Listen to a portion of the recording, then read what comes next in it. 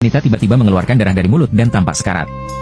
Dokter meminta keluarganya untuk menandatangani penyelamatan, tetapi putranya menolak dan berkata biarkan saja jika dia mati. Pria itu terikat oleh ibunya sejak kecil, dilarang putus sekolah dan bersama pacarnya, kini ia menganggap ibunya bertanggung jawab. Tak lama ibunya kehilangan napas, takdir memutuskan wanita itu tidak seharusnya mati, dan terlahir kembali 5 tahun lalu. Saat itu, putranya bertengkar di kantor untuk keluar sekolah. Melihat pemandangan familiar, wanita itu teringat saat ia memaksa putranya tidak keluar sekolah dengan ancaman bunuh diri.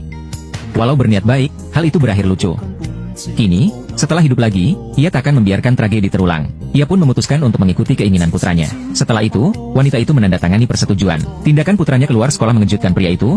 Ia tidak mengerti mengapa reaksi ibunya berbeda hari ini. Sementara ibunya tidak tahu bahwa putranya juga terlahir kembali, dan mereka mengira satu sama lain masih terjebak di masa 15 tahun lalu. Saat pria itu keluar gerbang sekolah, ia melihat mantan. Pria itu berlari memeluk mantan pacarnya, tetapi tiba-tiba didorong. Pacar bilang tidak takut, tapi ibunya memisahkan mereka. Pria bilang tidak takut setelah keluar dari sekolah. Ibu tak bisa mengendalikannya lagi.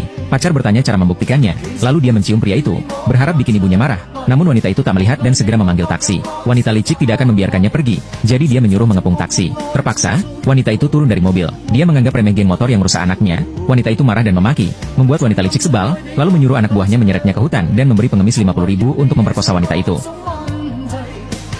Pengemis itu langsung menekan wanita itu tanpa bicara. Orang-orang bersorak, tetapi anaknya hanya bisa melihat ibunya dihina. Tiba-tiba seorang pria maju, melepas bajunya untuk menutupi, lalu membantunya berdiri. Anak yang tidak bersyukur tidak peduli ibunya dan menuduhnya berselingkuh.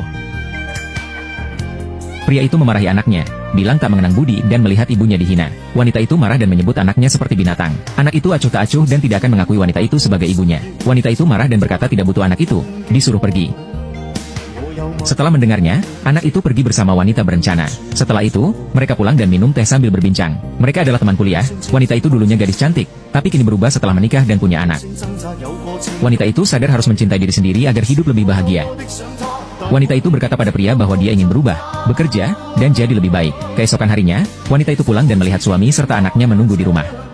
Suaminya mengeluarkan surat cerai, menyatakan anak itu milik wanita dan pergi tanpa apapun. Wanita menolak kesepakatan ini, mengatakan dia tahu area ini akan dirobohkan, mengapa harus pergi tanpa harta.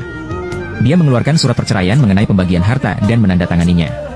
Orang itu tidak setuju, sementara anaknya mengeluarkan surat perjanjian pemutusan hubungan, menyatakan jika wanita tidak setuju, dia akan menandatangani surat itu, dan mereka tidak memiliki hubungan lagi. Wanita langsung menandatangani tanpa ragu. Terima kasih sudah menonton, jangan lupa like, komen, dan subscribe.